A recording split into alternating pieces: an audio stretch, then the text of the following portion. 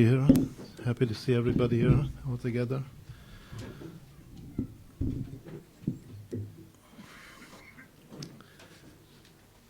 The topic this evening is about the senses of the soul, the 12 senses according to Sefer Yetzirah.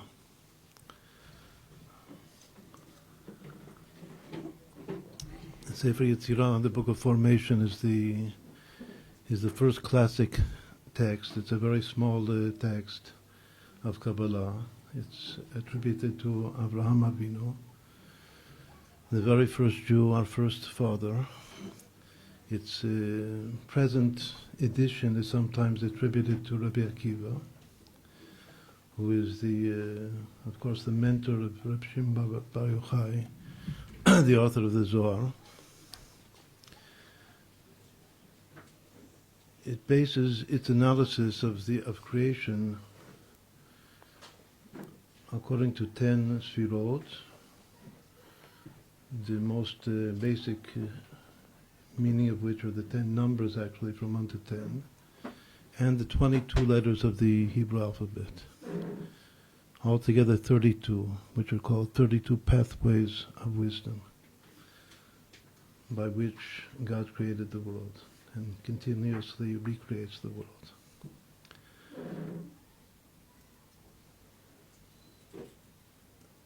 The 22 letters themselves divide into 10 and 12. The 10 also divide into 3 and 7.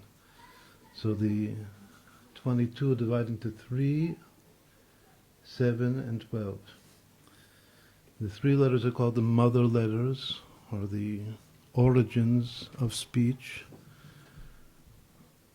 The 7 are called the double letters because each one has 2 forms to it, like a bet and a vet. And the 12 are called the 12 simple letters because they don't possess 2 different forms. They're just uniform, each one. The 12 simple letters correspond to the 12 senses. That's the topic right now. They also correspond to the 12 months of the year,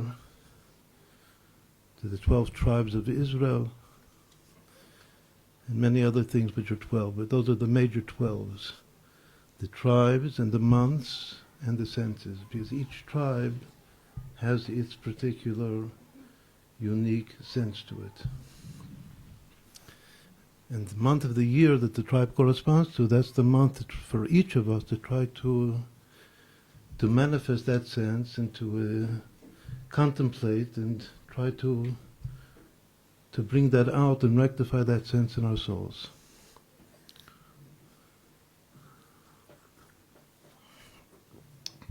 Now the year of the months, we have 2 year cycles in the Torah. The months and the years. The months begin from Nisan. As the Torah says, HaChodesh hazeh lachem rosh chodashim. This month is the first of the months. And the years are counted normally from Tishrei, as we know that the first of Tishrei is Rosh Hashanah, the new year, the beginning of the year. So since we're now talking about the 12 senses that correspond to the 12 months, so the way to begin is from Nisan. And what we're going to try to do this evening is, since it's a big topic and each sense would require a whole class by itself, if not more than that. So obviously we're going to try to do it in short, go through the whole cycle of the year, of the months, beginning from Nisan, its sense, and what it means in our souls, in our service of Hashem. Obviously the order is also very significant. Why the first one comes first and the second one the second. Just to think that there are 12 senses is already a chidush and innovation, because normally we just think of 5 senses. And the concept of 5 senses is also a concept in the Torah. Sometimes it is. We are taught that there are 5 basic senses of the psyche, which are sight and hearing and smell and taste and touch. But here we have 12 senses. The 5 senses are included within the 12 senses, but there are another 7. which are less known or less recognized, to be in the same category of being called a sense of the psyche.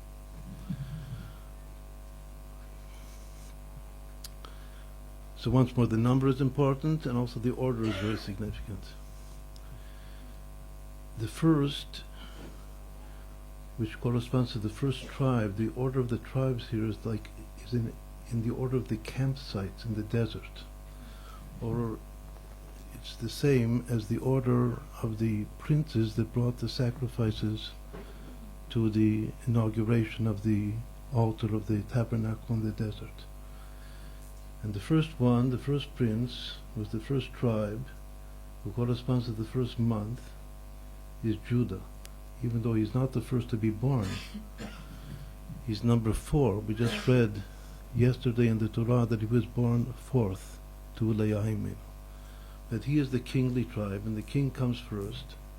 So he is the first one. And then the way the Torah orders the tribes, maybe we'll just go through in short, it does not order the tribes as they were born, but it orders them once more in the more rectified, this is the way the Arizal explains, the more rectified system of the way that they camped in the desert. The way that they camped in the desert is also very, very connected to the seasons of the year, because there were 4 camps. Each camp had 3 tribes to it. So obviously that corresponds to the 4 seasons of the year, that each season has 3 months to it. Also, each season is identified with a certain direction, one of the 4 directions, one of the 4 lateral directions of the earth. Because the first 3 camp together, they're called the Degel, they're under one general flag, even though each one has its particular flag, but it's one all-inclusive flag called the flag of Judah.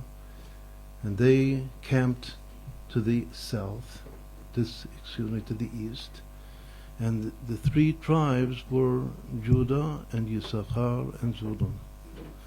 Then came the south, and so they correspond to the spring, to the 3 months of the spring. Then comes the south, which corresponds to the summer, and the 3 tribes are Reuven, Shimon, and Gad. Then comes the west, which is the fall, the first of which is Tishrei, the first month of the years, the way we count the years. And the 3 tribes of Ephraim, we don't have in this enumeration of the tribes neither Levi by himself or Yosef by himself. Because Yosef splits into his 2 sons, as Jacob, Yaakov Avinu blessed him, that your 2 sons will be as my own 2 sons.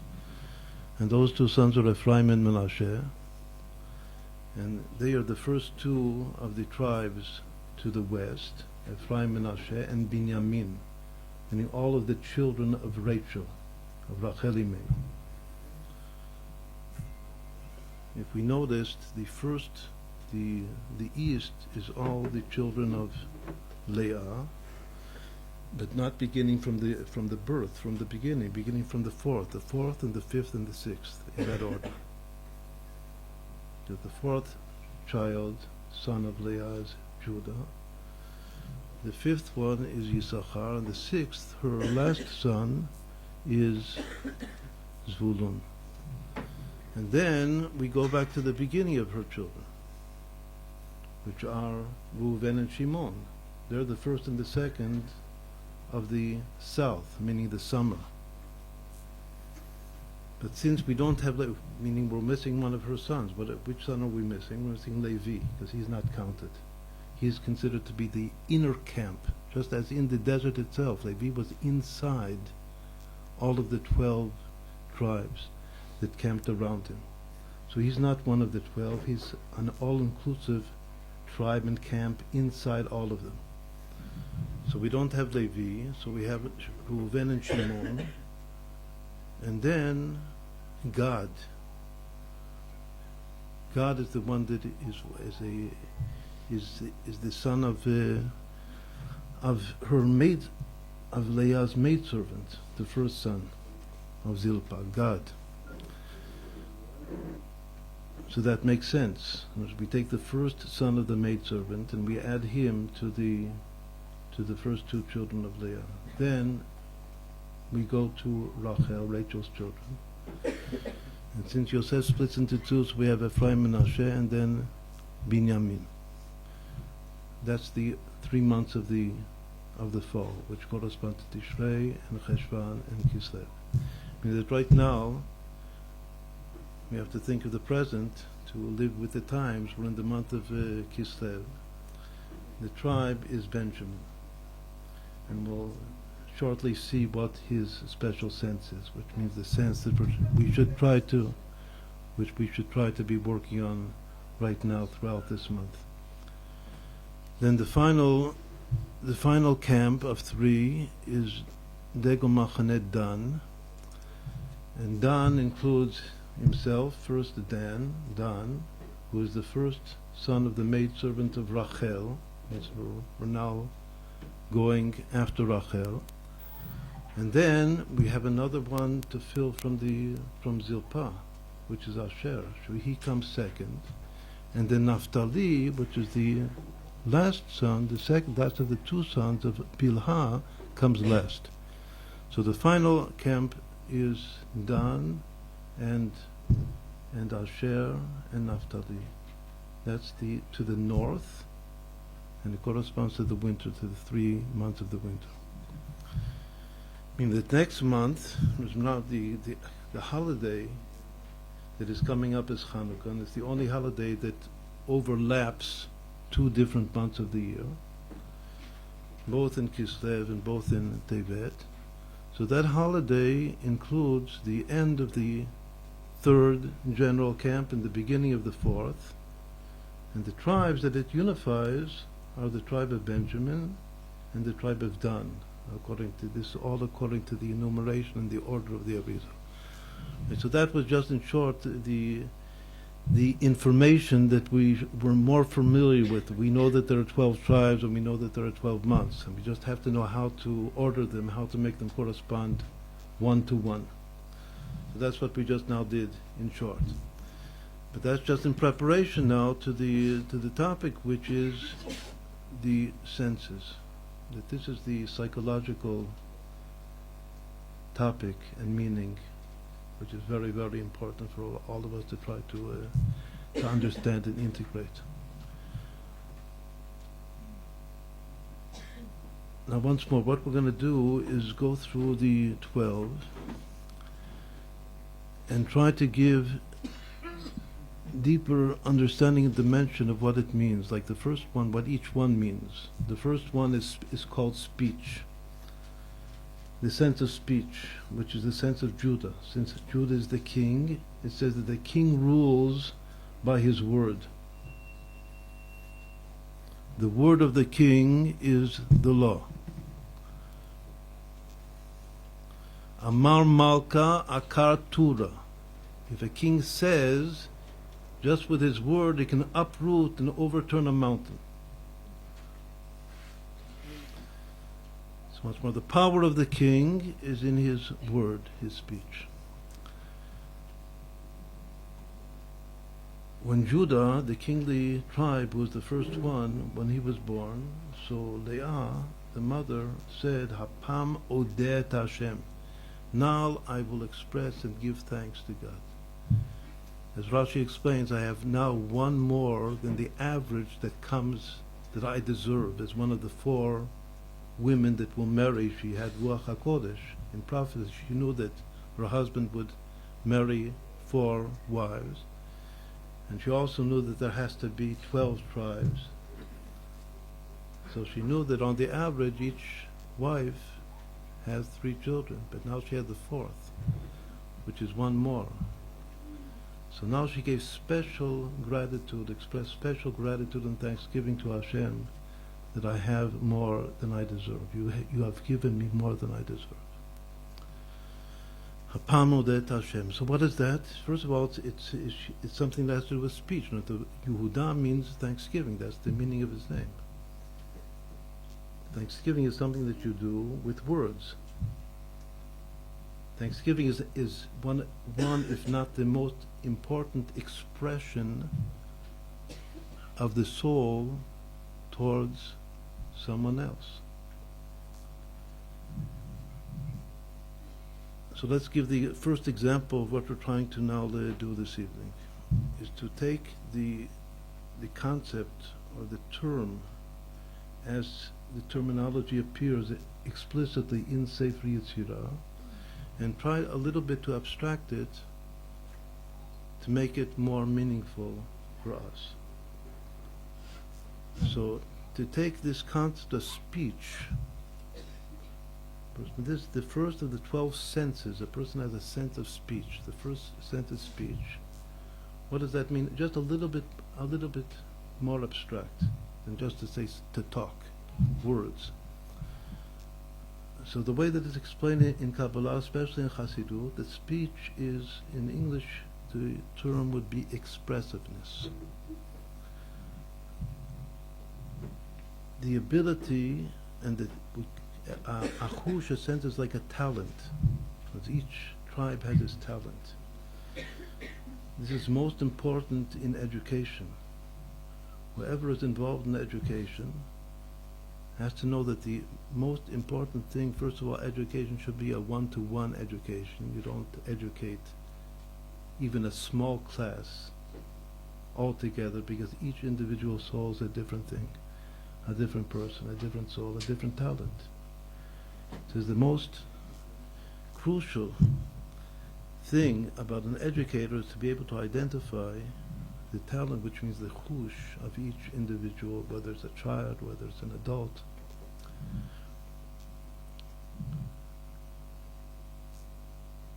So to understand in depth and to be able to identify anew what your chush is, so we have to once more abstract the terminology. And by abstracting the terminology, that will make it all much easier, actually, to feel what these 12 Hushim are all about.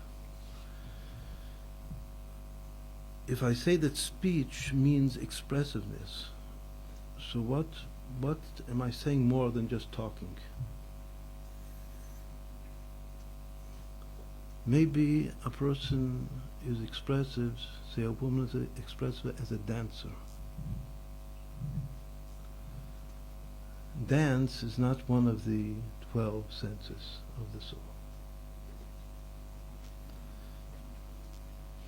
If a person has a talent to dance, so where does that belong? So I would put dancing here at the very beginning, because dancing is a form of expressiveness. That's why now there is even a script. Just in recent times, there are different attempts of creating a written script, like dance has letters to it. A bodily motion has letters to it. It's just like talking. But what talking means any form of expressing oneself. And if we would really understand where that's coming from in the soul, so we know it's coming from this place of 22 spoken letters. In order to understand this a little bit more, we'll now say what is the second of the 12 senses. The second is thought. It's either called iyun, which is contemplative thought, or just thought in general, sometimes even the word hirhur. There are different terms used for the second one, the one that corresponds to Yisachar, the second tribe. Even though we said that these tribes, the most obvious thing about the order, is not the order of the birth, but the most obvious phenomenon about the order of the tribes in Sefer Yetzirah, according to the Arizal, is that they do relate to the mothers in a certain way. And all of the summer months have to do with Leah. But nonetheless, the very first Judah, who is the king, So we know that in the divine chariot, is called, there are 4 wheels or 4 legs to the throne of Hashem, and they are called Avraham, Yitzchak, Yaakov, the 3 patriarchs, together with Rachel, who is Malchut. The 3 patriarchs are Chesed, Gvura, and Tiferet, loving kindness and might and beauty, or mercy, compassion. And the 4th is Malchut, kingdom. So kingdom is either identified with Rachel, because Leah is not kingdom. Leah is understanding. But Rachel is kingdom. Leah is the first hay of Hashem's name. And Rachel is the second hay of Hashem's name. But of the tribes, who is kingdom? We just said that kingdom is Judah. So in a certain way, even though Judah is the 4th son of Leah, but he corresponds to Rachel in a deep way.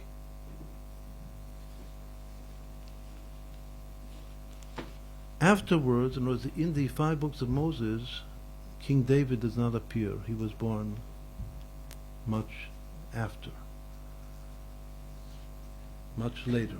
But from the time that we have King David in the world, he takes the place of the 4th leg or 4th wheel of the divine chariot. Where does he come from? Who is he a descendant of? Of Judah. So we see that Judah and Rachel, even though Judah is not the son of Rachel, he's the son of Leah, but they interchange. You can go back and explain in the very same way that we said before, that Leah knew in her divine Ruach HaKodesh prophecy that I deserve 3 children, and the 4th child is not mine. It's coming from someplace else. It's above and beyond my capability, even as being as motherhood. Who should have given birth to the next child? If we say, as the Torah says explicitly, that God saw that Leah was not loved as much as Rachel, and since she was not loved, God had compassion on Leah, and he opened her womb and had her give birth before her sister Rachel. So it makes sense that all of her those 3 sons that she deserves should come first.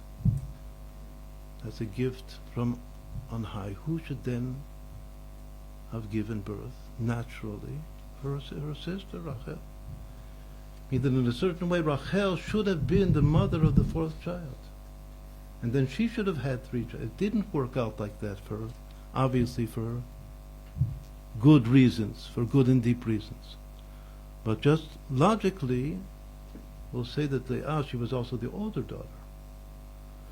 So Leah, the older daughter, should have had her 3 children. And then Rachel, the younger daughter, should have had her 3 children.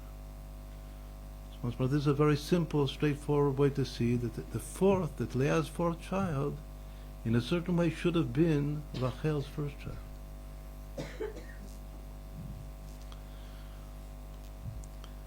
So however we'll interpret it, Judah, the first of the 12 tribes, according to the order of their Rizal, as they correspond to the months, the king of the tribes, has a certain deep affinity to Rachel. Why are we saying this? Because once more we presented and introduced the 2 first months together, which are Nisan and Iyar, that correspond to Yehuda and Yisachar. And we say that in Sefer Yetzirah it says they are speech and thought. So the first obvious question is, how can speech come before thought? I usually think first and then I speak. That's the way it should be. Some people maybe reverse the order, as well explain. But the normal order is to first think what you're going to say and then say it. Actually, when the princes brought their sacrifices, their gifts to the inauguration of the tabernacle, So the one that gave the advice, that thought what to do, was Yisachar, was the second one. That's why he merited to bring his sacrifice second, only after the king. Because he was the one that gave the advice. He thought it out. It was his idea, his brilliant idea, to bring these sacrifices in the first place. So we see it in a certain way. He did actually come first, because it was his idea. But even though it was his idea, in actuality, Hashem said that the first to bring the sacrifice to the altar shall be the king, Judah, which also obviously makes sense. But still, what comes out is that we have speech before thought. Now, in general, speech and thought themselves are Rachel and Leah. So even though biologically both of these are children of Leah, this is all now a deep understanding of what we read yesterday in the Torah. Yehuda has affinity to Rachel, to Rachel, and there's something about Yisachar that his chush, his thought, thinking things out, planning, and getting this brilliant idea of what to do, and the ability to calculate. Chazal say that his greatness was that he calculated the calendar. That every year, on what days the holidays fall, that calculation is called it's maybe the deepest secret or mystery of the Torah. It's not just a simple mathematical calculation. It's much deeper than that. It's called Sod HaYibur, the mystery of pregnancy, because the Jewish calendar has 7 pregnancies in a 19-year cycle. It's like a woman that is 7 times pregnant in a cycle of 19 years. And the way that works is very, very mysterious. It's called Sod HaYibur.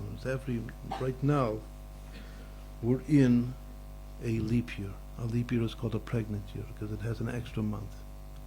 After that extra month of a leap year corresponds to Levi, the one that's missing, the one that's inside all of the other tribes.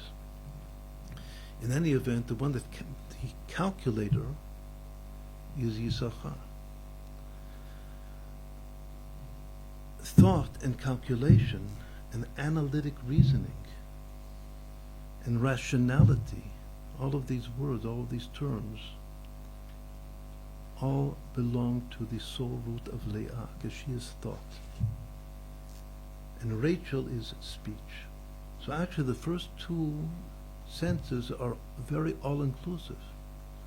Because even though all of these 12 senses come from correspond to the 12 tribes, and all of the 12 tribes are the children of Leah and Rachel, and their 2 maidservants, who of course are subservient to them, are part of them.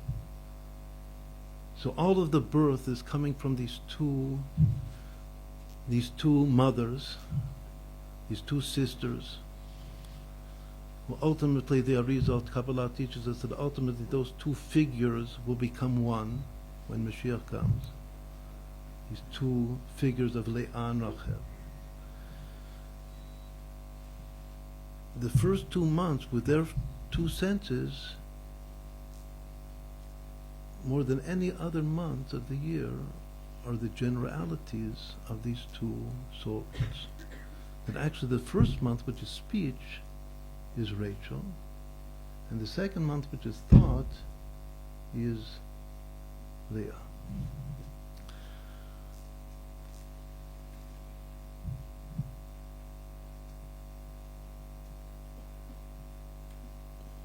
It says that Leah had soft eyes, which according to Targum Unkeles means beautiful eyes. But the word is Ine Leah Rakot, she had soft eyes. Rashi doesn't explain it like Unkeles, that it means beautiful eyes. He explains it in a different way. He says that her soft eyes were because she was crying. Why was she crying? Because she was the older daughter of Lavan, and her younger sister was Rachel. And they knew that they had two first cousins in Israel, that the older one was Esav, Harasha, and the younger one was Yaakov HaTzadik. And people would say that the older daughter to the older cousin, and the younger daughter to the younger cousin. So she thought, this way people would say, that her destiny, her goral, Leah, was to marry Esav Harasha. Whereas the goral, the destiny of her younger sister, Rachel, was to marry Yaakov HaTzadik. And because this is what people said, and she believed it, obviously, you don't have to believe what people say. But she believed what people say, because it also made sense, that the older daughter to the older cousin, and the younger daughter to the younger cousin. So since it made sense, this was not Ruach HaKodesh, it was just believing what people say. So she cried. She cried, and what did she cry? She didn't cry in despair, as we're taught very deeply in Chasidoth. Never cry in despair.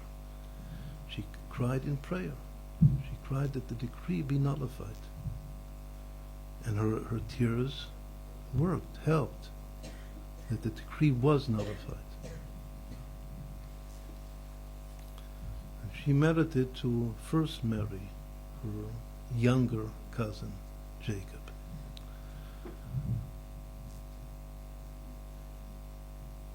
What do we learn by that, from that?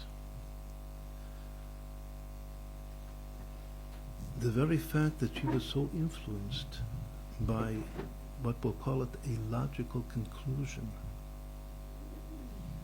So this is a thought. Once more, you don't have to believe what people say. But she was very deeply impressed by this like perfect logic. You have your two first cousins, an older and a younger. You have your two sisters, older and a younger. So the older should marry the older, and the younger should marry the younger. What we're saying, that we're saying this is an example of being affected by logic. As Abraham, the first Jew, was affected also before Hashem took him out of the context of the nature of the world, of the universe, of the stars. He believed in astrology. That's what it says. Even though he believed in Hashem, and he taught people Hashem Echad, but he nonetheless had a certain belief in astrology. Until Hashem said no. He took him out. He took him out of the whole context of the physical universe with its stars and constellations.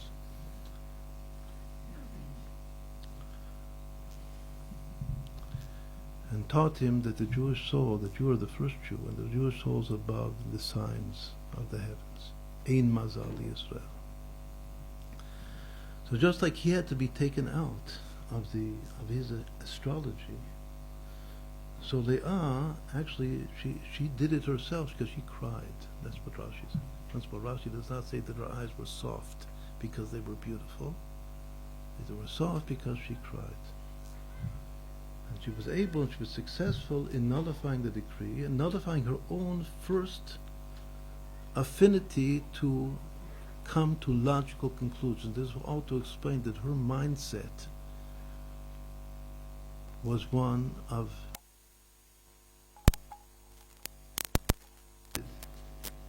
conclusions and decision making.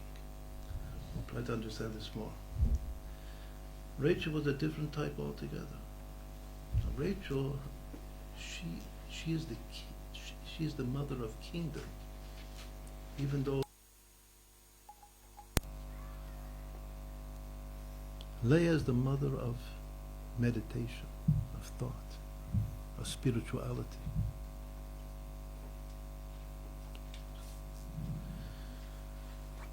When a king, we said before that a king says a word, we're now trying to understand what it means. Speech as the sense of kingdom, the first sense of the 12 senses of the year.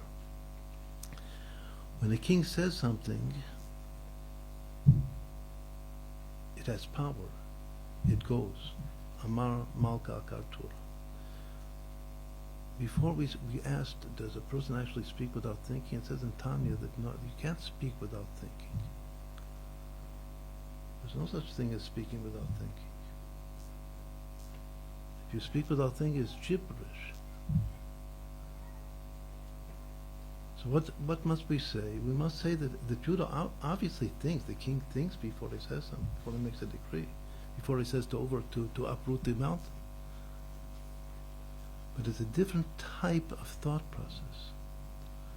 Once more, speech, we said before, the best word as a generalization in English would be expressiveness. Expressiveness is artistic, is an aesthetic property and function of the soul. Once more, thought is calculative, it's analytic. But speech is expressive. When I'm speaking now, it says in Chasidoth, in great depth, that two people, like two very great sages, like amongst the Rishonim, the Rashba and the Ritva, and the Ran, each one can say the very same content of thought, but in a different style altogether.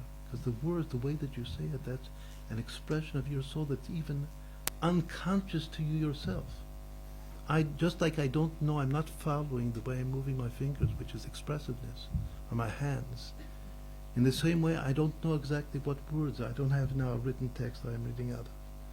So I don't know what's going to be the next word. I can't tell you what's going to be exactly the next word. Because the next word is part of my expression. And everybody has his expression. And the king has his expression. His style. So once more, it's not that I didn't think at all. I spent a few hours thinking about what the topic is going to be. Maybe I didn't think enough, but it's a different type of thought. The thought that is behind the scenes of expressive speech. It's not the thought which is called the contemplative or analytic or rational thought and logical thought of Leah. It's the way Rachel thinks. Rachel is the speaker, but she thinks different. She wouldn't really care about that whole thing, about the two cousins. But you could say that she didn't care, because according to what people were saying, she was going to marry Jacob, so she's okay, she's fine. But the truth is that she doesn't think like that.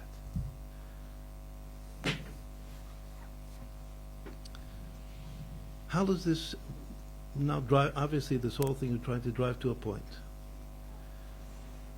The way this is explained in modern psychology is that there are two processes of the mind, which nowadays are called intuitive thinking or intuitive thought process versus rational or analytic thought process. The greatest of the neuropsychologists of our day and age say unanimously that the intuitive thought process comes from the right hemisphere of the brain, whereas the analytic thought process comes from the left hemisphere of the brain.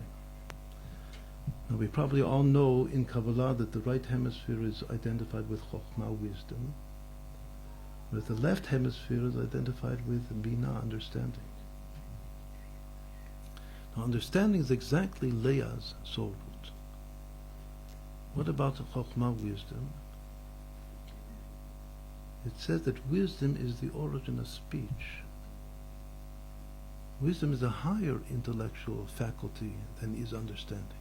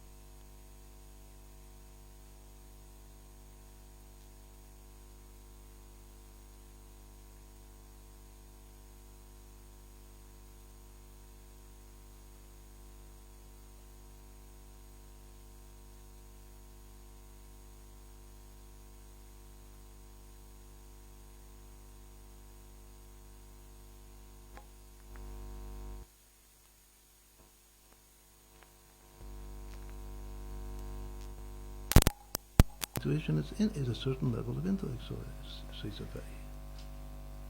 very, very expressive. Obviously, we have both hemispheres to our brains.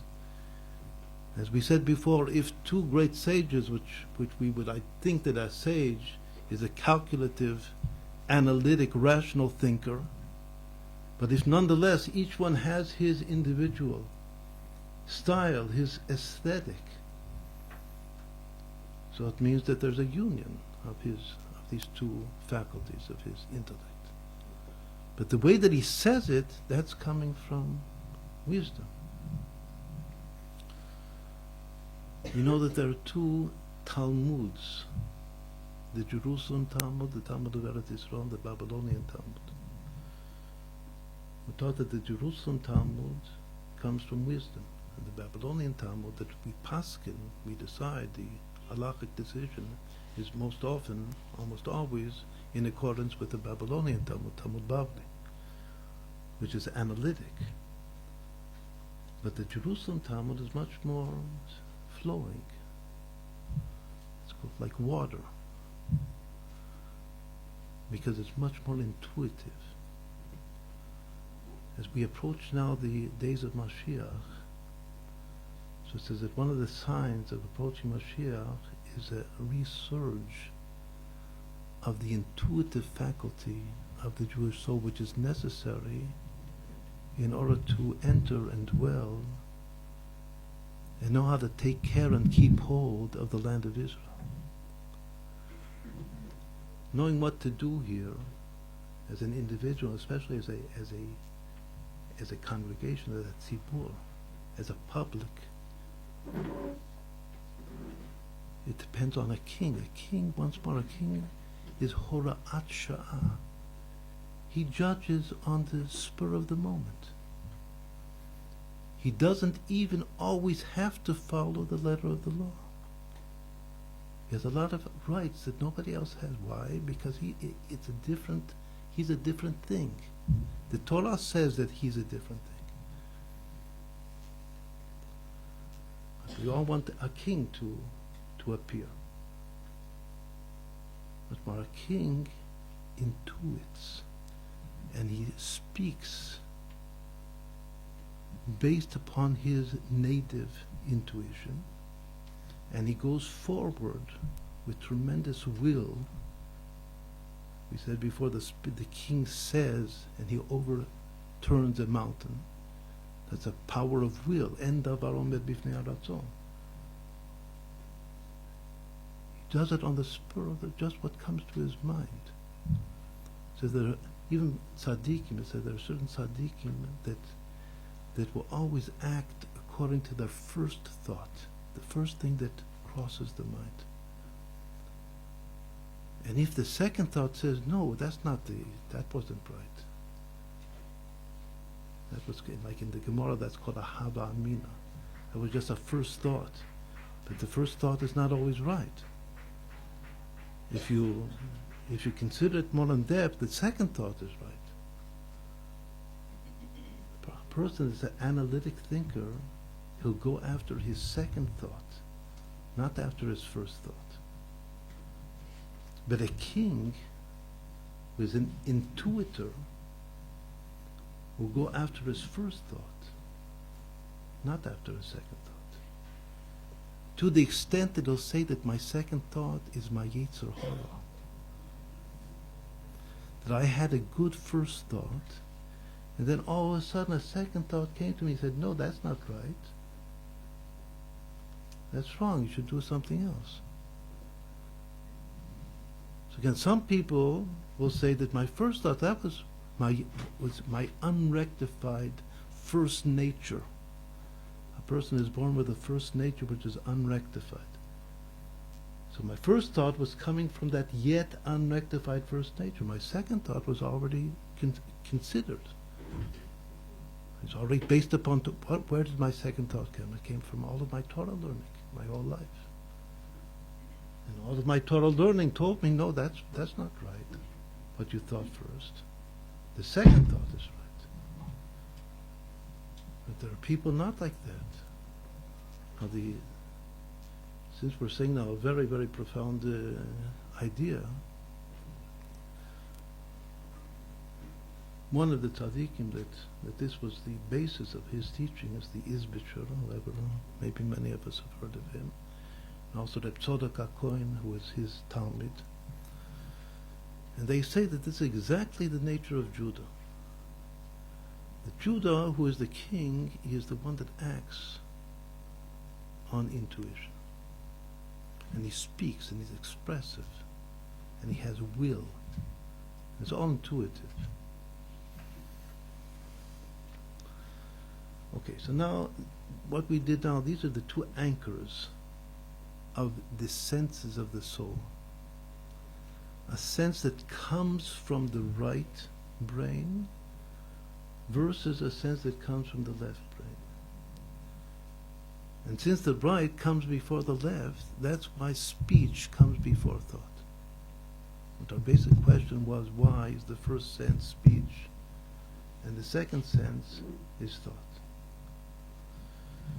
Once more, speech itself is coming from a deeper dimension or strata of the intellect than is thought. And even though Judah is a son of Leah, but his deep affinity is to Rachel. And his very name is the epitome of expressiveness, which is now is the time, this moment, and this is every moment, is the time to give thanks to Hashem. We have to thank Hashem for every breath that we breathe. The person thanks Hashem and is in that state, continuous state of consciousness, to thank Hashem every breath that he breathes. You can rely on his first inkling. Once more, you can't really just somebody that says, well, I'm going to take the thing that first comes to mind, I'm going to do it. Depends who you are. That's the Ishbitzer also explains that this is not a formula for everybody. The formula for a king, but a righteous king, a king that fears God, and a king that is continuously recognizes that he has to thank God for every breath. King David is called a continual miscarriage. He has to thank God for every moment that he's alive. Because otherwise he would be dead right now, this moment. A person that has that consciousness, the consciousness of Yehuda, Pam Odet Hashem, and he has Yirat Shamayim, so he can go on his first thought. And he can be just as expressive as he wants. And David was a great dancer. He was the greatest dancer of all. He danced before the Aron HaKodesh, before the Holy Ark, when he brought it up to Yerushalayim. Because he is the classic epitome of expressiveness. And that's the king that we're all asking and looking for. So once more, so we said now, we took the term as it appears in Sefer Yetzirah, that the term is speech, and we tried to expand it and to abstract it. And we said that it means expressiveness, and then we said, where does that come from? Because once more, I can't speak without any thought whatsoever. So we said it comes from a different place in the mind. Now the second one, as we said before, that's rational thought. The person that has the second sense will be a good scientist. The first sense is more identified with artistic, with an aesthetic sense. But a scientific sense is more that of Yitzchak.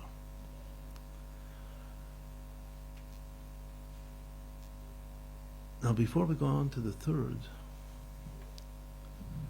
is Zvulun. His sense is, it's called walking. It's the sense of the month of Sivan, the month that the Torah was given. Hiluch, Chush HaHiluch, that's the term in Sefer Yetzirah. So before we try to explain this, we'll now say another very general thing about the cycle of the year, which is the cycle of the tribes and the months and the senses. Since we have 4 seasons of the year, and this is the way the tribes were organized into 4 camps of 3 tribes each. So what does that suggest? That each camp is 3. Like 3 months of the spring, 3 months of the summer, of the fall, and of the winter. So we just said that the first 2 senses in their origin correspond to wisdom and understanding, which is the right brain power and the left brain power. So what would I expect the third one to be? So I would expect that it should be the third faculty of the mind, because the mind has 3 faculties. We all have heard of Chasidei Chabad, that there are Chabadnikim in the world, possibly, here and there. And those are people that have developed the 3 faculties of their mind. What is the difference between the world of chaos, the original, the primordial world that broke, and the world of tikkun, of rectification, that stands?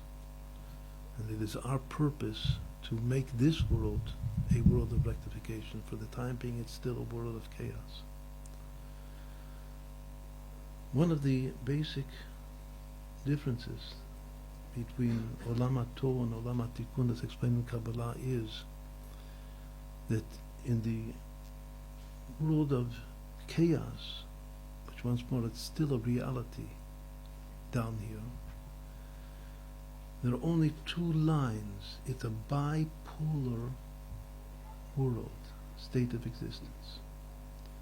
You have right and left, and you have everything in between.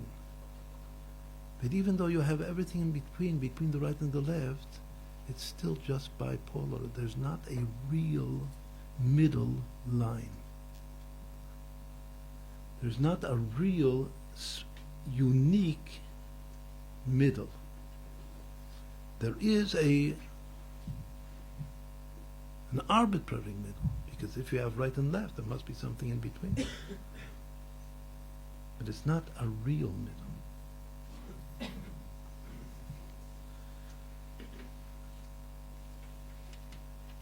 Truth, which is the power to sustain paradox, is the true middle, and it does not exist in the primordial world of Tohu, of chaos that collapsed and broke. What does that mean in the mind? It means that in the mind, in the world of Tohu, there's no das. This, the Zohar HaKodesh says explicitly, Kel acher istris velo avid perin. That the other side, which means the reality of Tohu, of chaos, before that of rectification, is sterile. Because das is potency, the potency to bear offspring. And the other side is sterile because it does not possess das. So even if you see that there are 1 billion Chinese or more, it doesn't mean that the reality is one of true potency. It's not based upon numbers alone. Once more, externally, everything appears to be equal. But things are not what they are to be taken as on sight. The Jewish reality is a reality. What's unique about our reality is the true middle, which does not exist in other states of reality. Only 2 lines, not 3 lines. Even though once more, externally you see the whole thing, as we said before, if you have right and left, you have middle.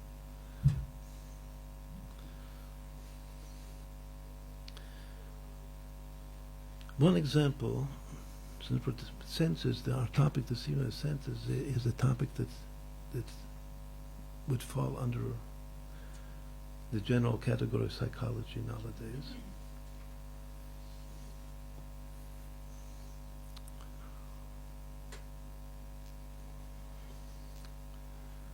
There are different schools of psychology.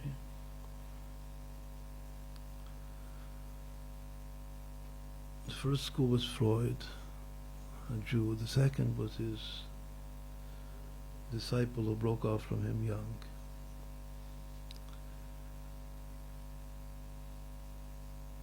The most, a goy anti-Semite, most likely a Nazi. Yamach Shmam. Nonetheless, most psychological testing today, in our day and age, is based upon Jungian psychology. A person wants to be tested for occupation or for some other purpose.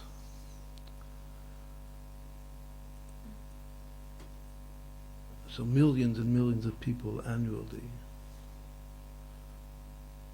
around the world are tested based upon Jungian psychology and philosophy. So again, we don't usually like to talk about goyim, especially bad goyim.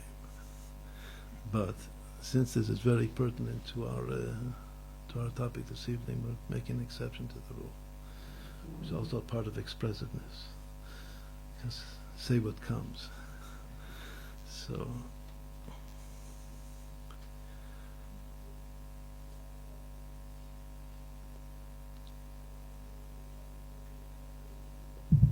he had his psychology is based upon poles of dualities. It's bipolar. And by having two bipolar units, that's the way basically he analyzed all personalities in the world. And what it all boils down to is that there is irrational people and there are rational people. And the irrational people base their lives on intuition. And the rational people base their lives upon analytic thought.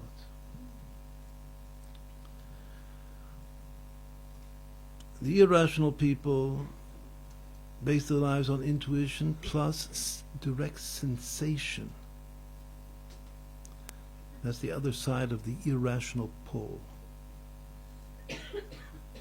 And the rational people base their lives on thought and feeling. Feeling is not sensation. For him, it's not sensation. It's a different thing. But he has, once more, two poles. This is the way that all personalities, according to him, are analyzed. The only reason we're saying this is because it has very great relevance to what we said before, and very great relevance to understanding the senses of the soul and the chidush of the Jewish senses of the soul. Ki mimenu nikach la'avod et Hashem. We have to take from the other side, it says, in order to know how to serve Hashem properly. So this is maybe one of the most classic examples.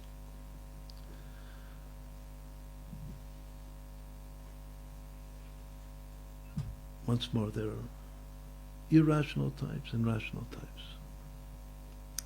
The irrational types are intuition, sensitivity types.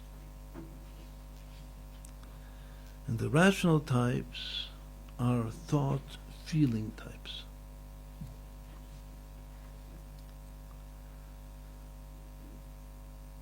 Now this has been developed after Jung.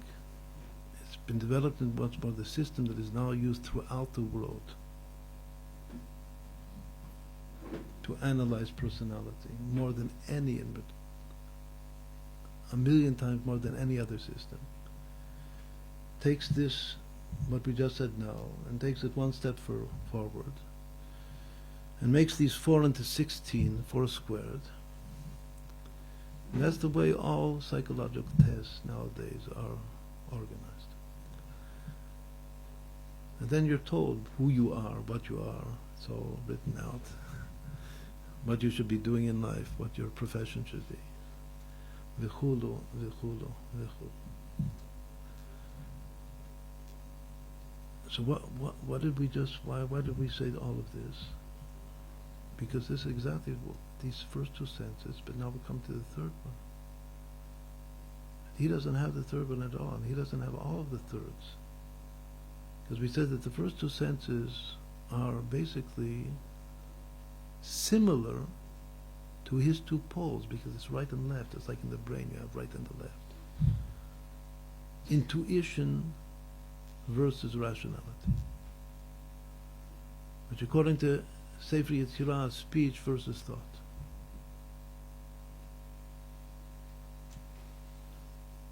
We're in the middle of saying before that Yisachar, even though he's the fifth son of Leah, but in a certain way he's more identified with the essence of Leah even more than the first three. Why?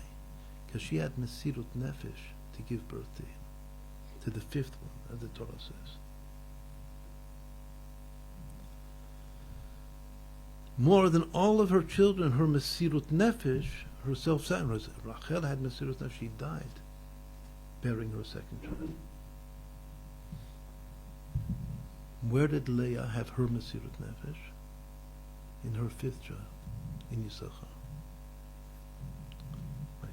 Rachel's second child is Binyamin, that's the one we're in right now, the month of Kislev.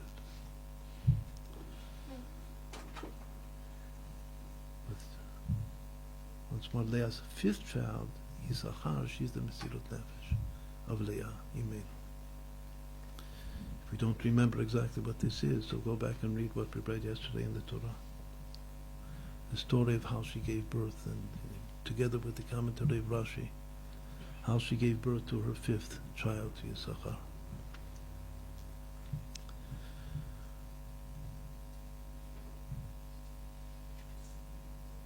So once more, we have the right and the left, but there's something else altogether that's missing from Jungian psychology. Altogether missing. What's missing is a real middle. But each one of the right and the left has it's an axis by itself. It's a coordinate by itself. And if the right is a coordinate, it has its two sides to it, which are called, for him, he calls it intuition and sensation. Those are the two extremities of the irrational axis. And the two extremities of the rational axis for him are thought and feeling. But he has no third axis at all. It's all two-dimensional. There's no 3D for him at all.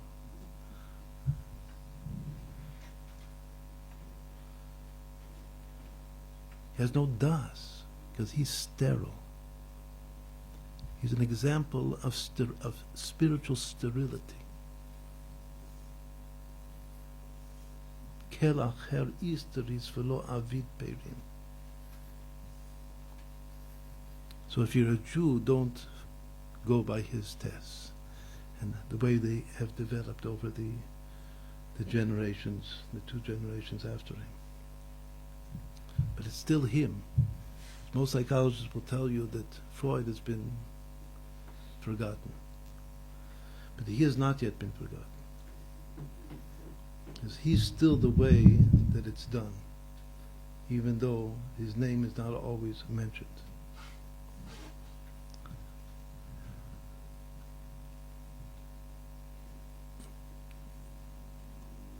Now we said that there are 4 seasons. Each season has its 3 months. One of the deep understandings in Kabbalah and Chassidut is that each one of the 4 seasons is a process of Chabad. It's 4 different levels of Chabad.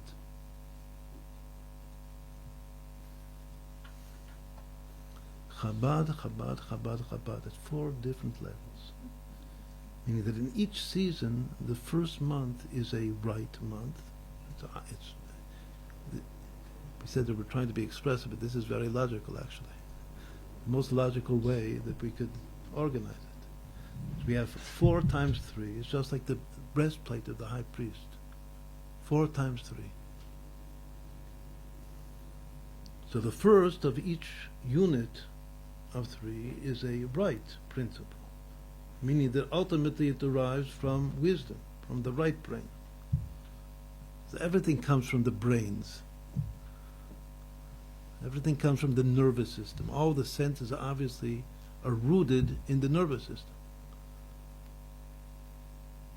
So it all goes back to the brain.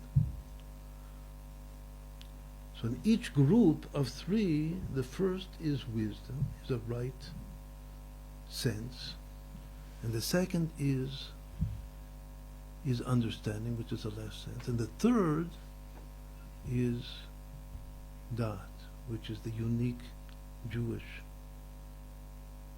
sense. But because we have dat, it makes also the first 2 also uniquely Jewish, because there it's in one unit of 3, Chokhmah, Binah, Dat.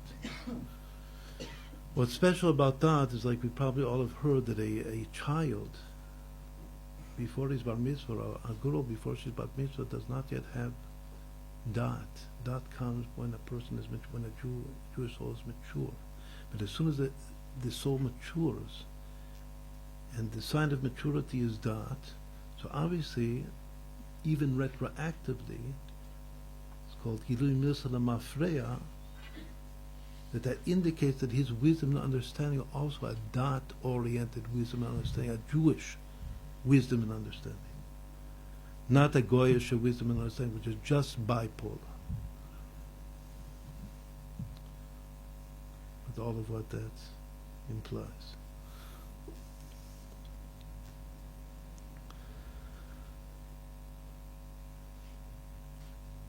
Let's take a simple example to see how this works. We'll skip for a moment the 3rd sense. The 4th sense was the beginning of the 2nd season, the summer. Who is the tribe? Reuven. What is his sense? His name says what his sense is. He was called Reuven because of sight. So obviously the sense of Reuven is the sense of sight. What that means abstractly, we have yet to say. Who comes after him? His brother, Shimon. Also his name immediately says what his sense is, hearing. Now whoever has the most basic introduction to Kabbalah knows that sight comes from wisdom, and hearing comes from understanding. So we see that the second group of 3, also even more explicitly than the first group of 3, begins with 2 senses which derive from the right brain and the left brain, which are Reuven and Shimon.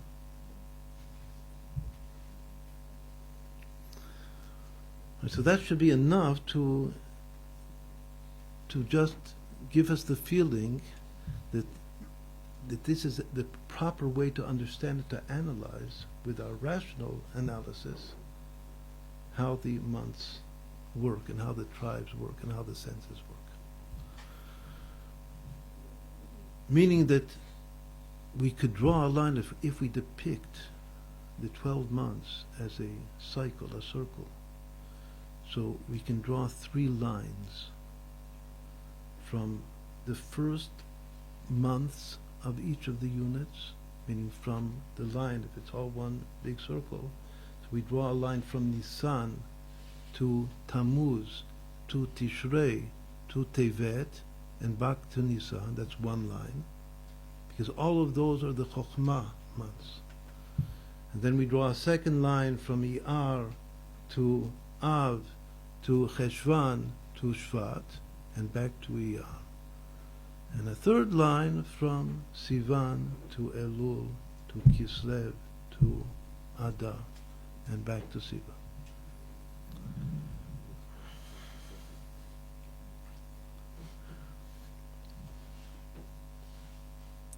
what is the? So now we can say that the first real chidush has to do with the month of the giving of the Torah, which is Sivan, the third month. And its chush is called hiluch. Hiluch means to walk. What does walking have to do with the giving of the Torah? Because it says halichot olam lo. Al tikrei halichot ela halachot. We say every day in our prayers at the end of Shachris every morning. Halacha, all of the laws of the Torah are called walkings, goings. Halichot olam lo. Halichot keli. There's another verse that they are all the walkings of Hashem, of God. When we keep the Torah and perform the mitzvot of the Torah, we are walking in the path of God. An idiom that appears throughout the Tanakh many, many times. That the whole Torah is to walk as God walks. V'halachta bidrachav. One of the Taryag mitzvot in the Torah is you should walk in His ways. What does that mean? The sages say, just like He is merciful, so you be merciful. Just like He is patient, you be patient, and so forth. The Rambam adds, just like He is strong, so you have to be strong. The sages didn't say that the Rambam adds that.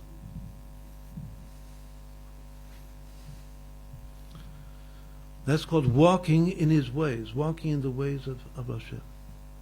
So the whole giving the Torah is to manifest and develop, to nurture in my being the sense of walking. So what's more? Walking is a very simple physical word and idiom. How can I abstract that a little bit? So the way we abstract that is we say that the sense of Sivan is the sense of continual progress, ongoing, never stopping. This is something that we saw very, very strongly in the life of the Rabbi. Never stop. Never be satisfied with how much you have. In spirituality, in physicality, it says that a rich person is one that is satisfied no matter how much he has physically. But as we know, the very opposite is the truth with regard to spirituality.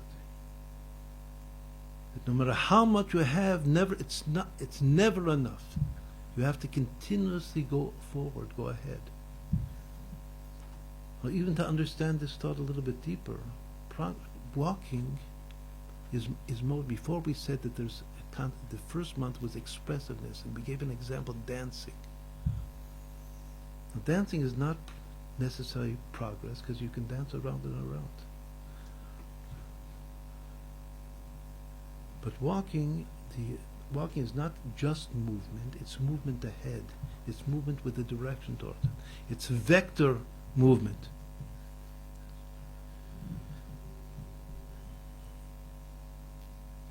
Another way to say the same thing is that only a Jewish soul, and this is a function of Da'at, can control time, is ahead of time. For the whole of reality, time is ahead you, is ahead it, no matter what it happens to be. What does it mean that time is going to win and you're going to lose? What is that? How do you say that in science? You say that the law of entropy. The time is going to be the winner and you're going to be the loser. What is the Torah, the giving of the Torah? What does that come to say? It says that a Jew, you can be the winner and time can be the loser. Now that sense that you can beat time, that's the sense of walking. The first walker was actually the first Jew. So all of our fathers walked around. But it says that Abraham, when he came and Hashem said, well, go to Lech Lecha, go to Eretz Yisrael, to Israel, to that land that I will reveal to you. So it says that Abraham began to walk, and he walked and walked. He walked with a direction to the south. The word south is an acronym for Dar Berumo Olam. He walked towards the one that lives at the height of reality, which is God, going towards the infinite Godhead of reality. That's where he was walking to all the time. That's where a Jew walks, where he goes. He's always progressing, and he's always one step ahead of time. Right, that's something that a young could never fathom. No goy could fathom that. Because once more, a goy is under the rule of entropy. He's not making any progress at all. He's not going anywhere. It says that even angels don't go anywhere. Angels, no matter how fast they move, they're essentially static. They have no true dynamic to themselves. Only a Jewish soul is not static. So that is the first manifestation of Dat, of the third principle of the mind.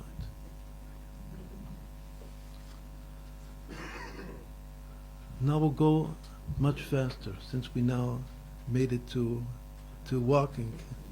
So we have to start walking faster. As we said, that the next two ones are sight and hearing. What is sight? Sight is perception. What is intuition? We'll go back. We said sight is our chokhmah, our wisdom sense of the second set of three. There are 4 sets of 3 senses. The first of the second set is seeing. To abstract seeing, just like we abstracted talking, that abstract talking, speech is expressiveness. What is abstracting seeing, sight? It's called perceptiveness. Perceiving. Going back to that same goy, that we don't have now to mention his name again. So he identified perception with the irrational mind, with intuition. He actually said the same thing in his way.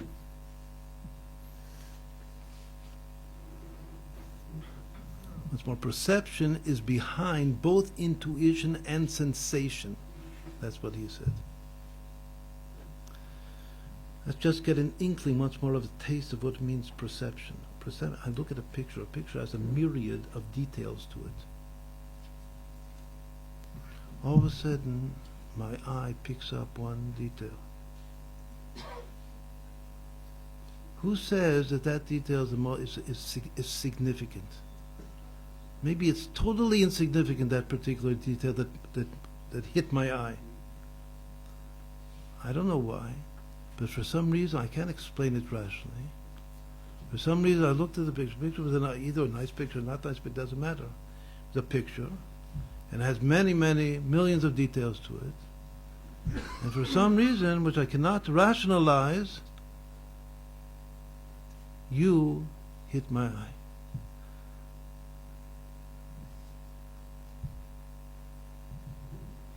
Let's talk about scientific. Many modern scientists, scientific philosophers say that all new discoveries in science, which is analytic thought, but a new discovery is always intuitive.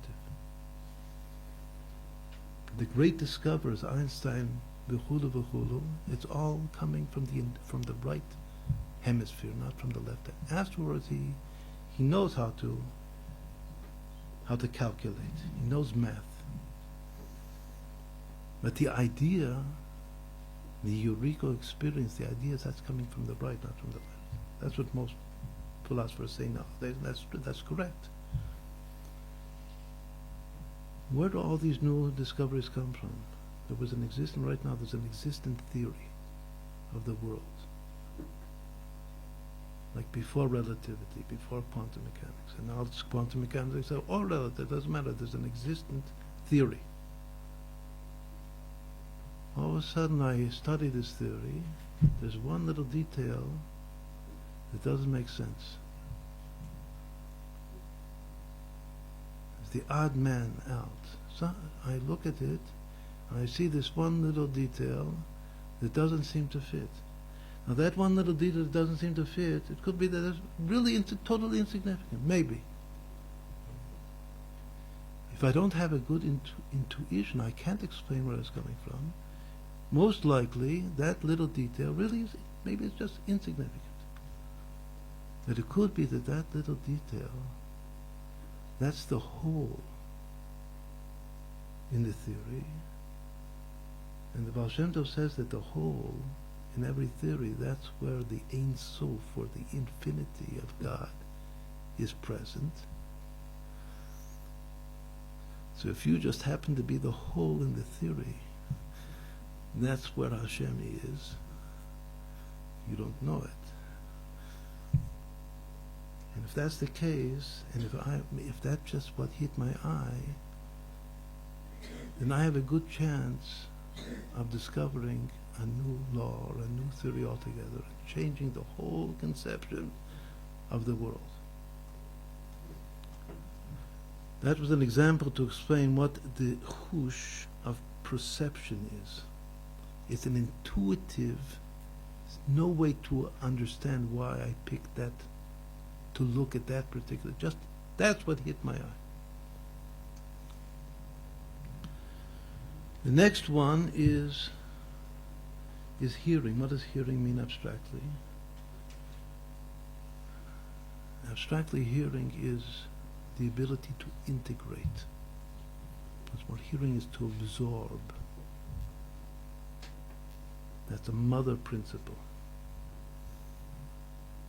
Sight is not integration at all. But hearing is spiritual integration. It's coming from the left. What's the next one? The next one is God. God is Maaseh, which either means action, but it's the month of Elul. It's action in the sense of reparation, of rectification. That if I was mekalkel, ruined something, injured something, there's a sense of how to repair injury. Which is, to repair injury is to heal illness. That's the sense of God. Gimel David could also be also of God up there. But the sense of God is reparation. That's a sense of the soul. Then comes Ephraim. Ephraim is once more, but that now reparation, that's a dot principle. So all the third ones are dot. And dot is something which is Jewish. What is the month of Elul? It's the month of Tshuva. I cannot do Tshuva the way a Jew can. He can do Tshuva in order that he be forgiven, but not that he can, just as we said that in the third month of the first group, we beat time. Tshuva says is the ability to go back in time and retroactively correct and repair something from its foundation. That's a Jewish power. That's a power of Dat. Then comes Ephraim. Ephraim is Purvu, with the sense of touch, especially in the marital sense of touch. It's a sense of reproduction. That comes from the Muach of Chokhmah. The simplest way, and I'm trying to go fast as I can, and the simplest way is that a person, in choosing your soulmate, choosing one's soulmate is obviously an intuitive choice process. The epitome of which we read yesterday is Jacob falling in love with Rachel. It doesn't mean that you don't have to judge whether it's a good shidduch or not, but the essence of the choice is intuitive. What is irrational means that's super rational. It's not judgmental. For that same goy that we said before, the rational ones are called judgment.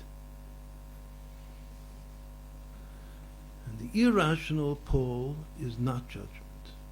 So even though there should be a connection, it should judge whether this prospect of a shidduch is good or not.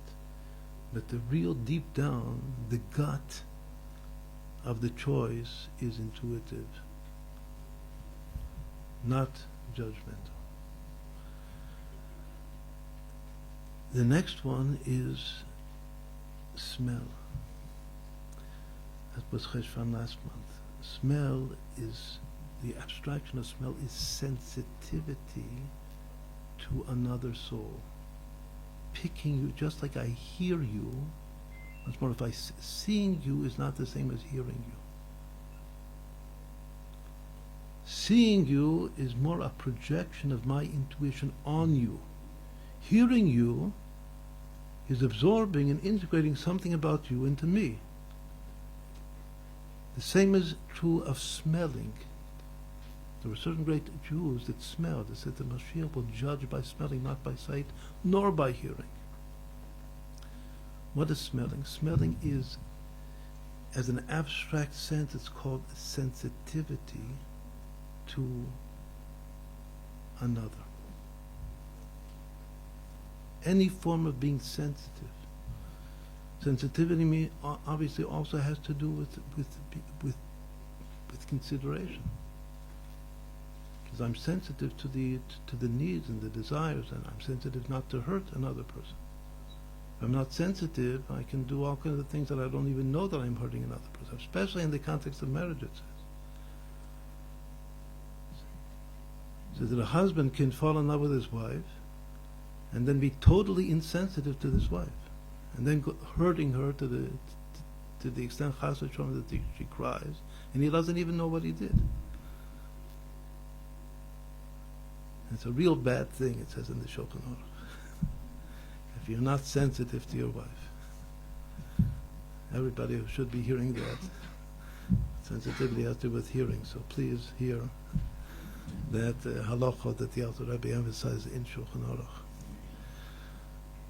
Then comes this month. This month is a very interesting month. It's the month of sleep.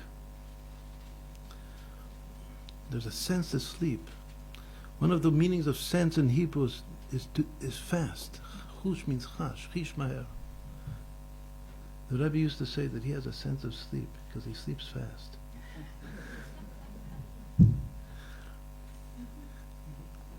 But I need to sleep 8 hours, he does it in 1 hour, or 2 hours, or 5 minutes, whatever it happens to be. If you really have a sense for something, you also do it fast. All of the senses are like that. But what also does it mean? It says that the abstraction of sleep is the ability of the soul, or the sense of the soul, to enter into a state of tranquility. That is the sense of this month, and tranquility brings with it confidence and trust. That's why the word kislev this month, in Hebrew, Kessel means trust, like bitachon. It's a synonym for bitachon. The beginning of the month is passive trust, meaning that we just believe in Hashem, that Hashem will take care of us, and as it says in the Torah, for I know that Hashem is taking care of me and looking over me, I can go to sleep, and He'll do it. Even in war, it says Chizkiyahu Melech, one of the great kings, that he was besieged, and tomorrow was going to be the end of the world. So what did he do? He went to sleep. He said, it's not my problem, it's God's problem. So, and God took care of it. That's called passive trust, which is the sleep of this month. But from that passive trust, the end of the month is active trust. That's the Hashmonaim, that's the victory of the Maccabees. That we, the few, can beat the millions. But we have to take the initiative. Means that they had a good night's sleep before. That's this month. Then comes Tevet. And once more, that's a Jewish thing. The power of sleep. All of the dreams in the Torah, we read in the Torah in this month of Kislev. The precious stone of this month is the Achlama, which means to dream. It's the dreaming soul. Also, Joseph, that we read about this month, is the dreamer, the great dreamer of the Torah.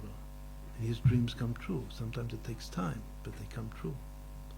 Much more tranquility and dreaming and trust. First, trust in God, absolutely. But then, trust coming into my being to take the initiative to impossible things. That's this month of Kislev. Then comes Tevet. Tevet is righteous indignation. That's a continuation of the act of trust. It's called the sense of anger. Anger is a bad thing, the worst thing. It's even worse than conceit, it says. So how can there be a sense of anger? It's the month of Dan. Dan is the snake, the revenger, Shimshon HaGibor, Samson. What is his sense? His sense is, in Hebrew there's a word that's used nowadays, echpatiyut, like I care. If somebody hurt my brother Jews like Moshe Rabbeinu, what was the first act that Moshe, he saw an Egyptian beat a Jew? He didn't stand by the side and look at what's happening and shed a tear. He did not shed a tear. He took action. What do you call that? In English, the word is righteous indignation. In Hebrew, the term is echpatiyut. And that's the abstraction of the sense that I care to the extent that I'm going to do something about it. If there's an if I see in society injustice, and there's plenty around, you don't have to look hard, you don't have to have a special sense of sight, and you see injustice, so that is a call from on high that I have to come out, I have to do something about it.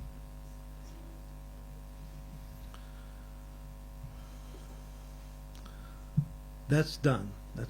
He's called the commander-in-chief of the Mashiach, of the army of the Mashiach.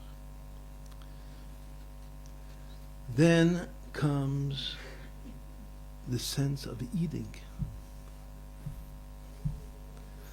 After you got angry,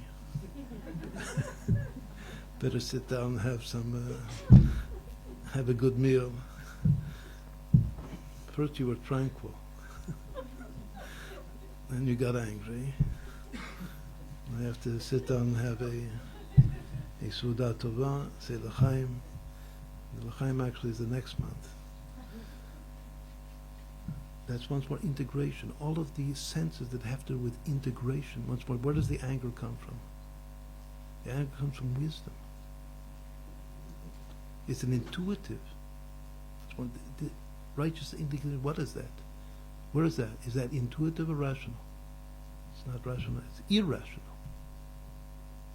That's one of the classic examples of irrationality of the soul. Righteous indignation.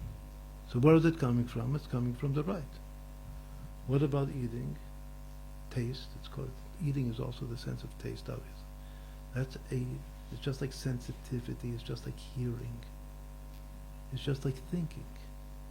It all has to do with integration. But here it's consumption. It's the consumption, the way to integrate pleasure. That's Shvat, that's Asher. The final one, the last one, is Naphtali. That he is sensitive, the sense of laughter. Purim, which is really after the meal, which began already on Shvat.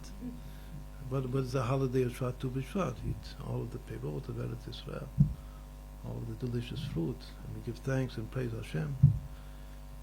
Then comes Purim, and the sense of Purim, of the month of Adar, the final month is laughter. How do we abstract that? because the word is laughter, but there's an obvious abstraction. The obvious abstraction is the sense of humor. And then it links back into the first one, which is leadership, about speech. All of these last 3 months, meaning the last 2 months, and then the first month, which is called the end is wedged into the beginning, they all have to do with the mouth. Because I eat with my mouth, and I laugh with my mouth, and I speak with my mouth. So the 3 mouth functions: eating, laughing, az yimale schok pinu. My mouth becomes full of laughter when Mashiach comes. And the Rabbi said that it's already now. We can already start laughing. And then it goes back, is it wedged back into the beginning, which is speech, which is leadership. In another place, we've explained, there's a book on the 5 dynamics of leadership. There's explained that the 5th, the last, the final, and all-inclusive in a certain way, sense of a true leader is a sense of humor. Once more, King David is called the comedian of God. He makes God laugh because he's God's comedian. That's what the Zohar says. Means that he has a very, very developed sense of humor. So after all is said and done, like you're at the end of the class, so after all is said and done, just to laugh and have a good sense of humor. And sometimes it says that the whole world, God is just it's a great joke. So, but it's a holy joke.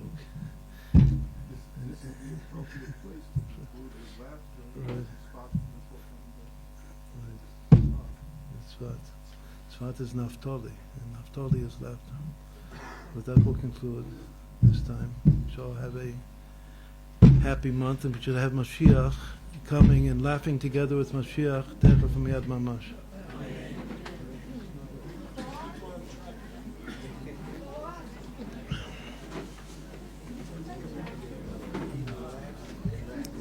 Right, last. Abraham from Cisco, Texas. Remember, I emailed you and you told me I had a Jewish soul.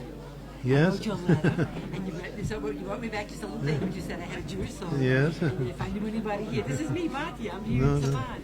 No, Anyway, no, I'm still here. I'm still trying. Everyone, All those right. that are You interested have in to the start, books of continue Rabbi walking. That's Oh, the that's all I available do here is in the study front. with walk. Chabad. But I'm so glad to The meet you. videos of the talk are available.